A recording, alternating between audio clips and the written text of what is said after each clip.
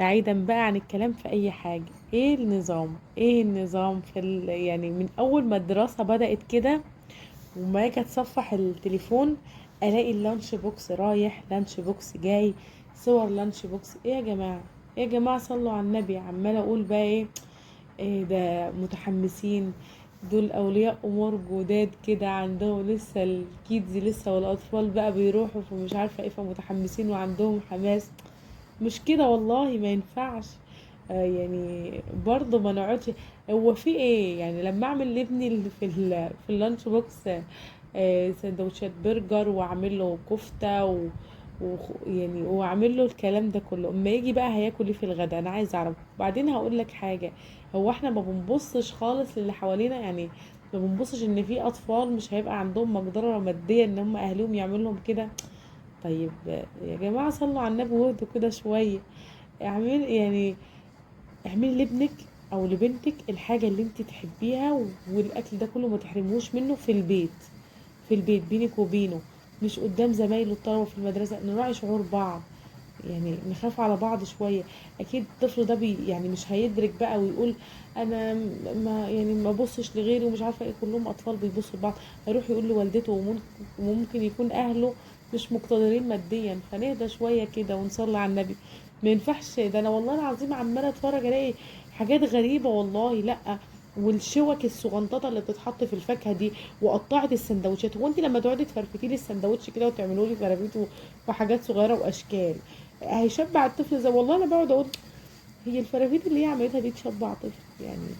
هي اشتكت في ايه يا جماعه؟ والله العظيم سندوتشات الجبنه، سندوتشات اللانشون، يعني البيض، الاكل الصحي الجميل ده اكل الفطار. لان الولد بيمشي من الساعه 7 الصبح، مثلا 7:30، بيجي بقى على ايه، على الساعة 12 واحدة كده في الوقت ده. فيجي بقى تكوني انت محضره له بقى ايه، ما لذ وطاب بقى في بيتك. اعملوا له اللي انت عايزاه بقى، محاشي وبرجر وكفتة وكل اللي انت نفسك فيه.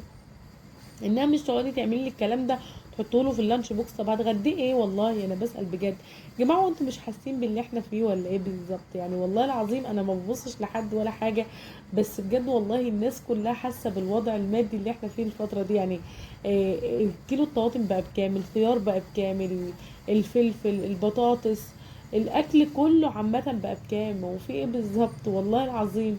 يعني انا عندي اطفال برضو يعني. لما تيجي بنتي او ابني يا ماما انا عايز نوتيلا، انا بعمل لهم النوتيلا دي والله وبجيبها. مش هقول لكم ان انا بجيبهاش، بس مره في الاسبوع، مرتين في الاسبوع اعملها لهم. بدخلها جنب اكل صحي اللي هو جنب مثلا جبنه، بدخلها جنب بيض، بدخلها جنب سندوتشات لانشون احيانا. فاللي هو بنوع على الطفل، مش على طول بقى اللي هو بعمل حاجات غريبه. والله الحاجات اللي انا بشوفها دي غريبه، او بحسها ان انا ايه يعني اوفر شويه او مبالغه. والله صدقوني انا مش ببالغ، انا بتكلم باللي انا بشوفه. فنهدى على بعض شويه كده، نهدى على بعض شويه. او ما تقعدوش تصوروا، اعملي بقى وما تصوريش وما تنزليش بجد والله. لانه في يعني في اهالي بيمسكوا التليفونات والكلام من ده، وهم بيشوفوا الحاجات دي هم مش مقتدرين ماديا بيزعلوا ان هم بيعملوش لاولادهم كده. لان في والله اهالي فعلا، ومش هقول في اهالي، جميع الاهالي الناس كلها بتبقى عايزه تجيب لاولادها حته من السما. انا ببقى نفسي ما احرمش ولادي دول من اي حاجه يعني، بقدر الامكان كده اللي نفسهم فيه ببقى نفسي اقولهم يعني. بس اللي هو في قدر المستطاع، في اللي انا اقدر اتحكم فيه. وفي نفس الوقت ما يعني ببقى باصه برضو للاهالي وببقى باصه للناس. ما بروحش اودي العيال يعني ومعاهم حاجات غيرهم ما يقدرش ان هو يجيبها. لا، ده في ناس يا جماعه والله اتضمنت. انا بشوف ناس منزله صور كده، اطباق فيها علبة حلاوة وعلبة وجبنة رومي ولانشون وجبنة بيضة والكلام من ده. عاملين الطبق ده ب20 جنيه تقريبا، بيقول لك تضامنا مع الأهالي علشان خاطر تعمل لابنك سندوتشات المدرسة، بسبب الأزمة المادية وبسبب الحاجات إنها أسعارها زادت. بجد والله بنبسط أوي لما بشوف حاجات زي دي. لما بنبسط لما بلاقي في ناس فعلا قلبها على قلب الناس كده، قلب على القلب رحمة. يكون عندنا رحمة شوية بالناس، ويكون عندنا رفق بيهم يعني نحس باللي حوالينا، ما نقعدش نعمل زيادة. ويا جماعة والله العظيم أنا مش فبالله عليكم رؤوفوا بينا. والله العظيم أنا ياسين ابني كان ماسك التليفون، انت مش بتعملي لي لانش بوكس ده زي ده ليه؟ انت مش بتعملي لي، وجايبه لك وجايب لي بقى ايه، لانش بوكس فيه كريز ومش عارفه ايه وفراوله فيها شوكه صغنططه كده. بقيت اقول له يا حبيب ماما لما تيجي من المعهد تعالى وانا اعمل لك كل حاجه في البيت، تعالى كل كل حاجه، عشان مش عارفه يا ياسين ايدك هتبقى مش نظيفه وقتها ومش هتعرف تاكل، علشان خاطر يا دوب تغسل ايديك وتاكل السندوتش بس اللي انا ماما عاملاه، عشان ما تبهدلش الحاجه ومش عارفه ايه. اللي هو بحاول اقنع ابني بقدر الامكان ان ما ينفعش الحاجات دي تروح المعهد معاه. فيا جماعه نراعي والله الاهالي ونراعي اولياء الامور. العيشه بقت صعبه والدنيا بقت غاليه خالص، وفي ناس والله يعني نفسهم يجيبوا لولادهم الدنيا كلها بس مش قادرين. فعلا كل حاجة غليت في فترة بسيطة جدا، كل حاجة غليت والأسعار بقت صعبة والدنيا غلت. فيا ريت نراعي والله أولياء الأمور، وبلاش نصور الحاجات دي.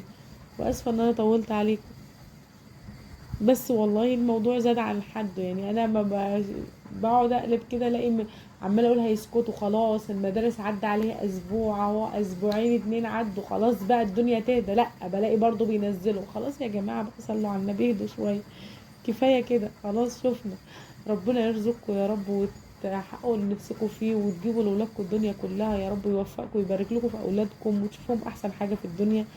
ونهتم نعلم ولادنا اصول دينهم، ونهتم ننمي مهاراتهم كده الذهنية كده، ونخلي مخهم يتفتح للتعليم علشان خاطر يكونوا يعني حاجة نفتخر بيها ان شاء الله.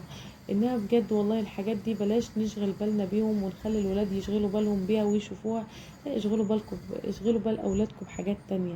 خلوا قدراتهم الذهنية تعلى. ازاي اوصل لابني المعلومة، ازاي اذاكر لابني بطريقه تخليه ما تكونش صعبه او خانقه عليه، ازاي ادخل حاجات تفرح قلبه في وسط مثلا ما انا بذاكر له عشان خاطر يقدر يستقبل المعلومه بسيطه وسهله وسلسه كده، وتكون بالنسبه له حاجه سهله وميسره.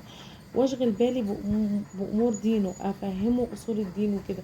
مش اشغل بالي بالصور بقى وانزل صور اللانش بوكس وانزل صور ده خلاص بقى.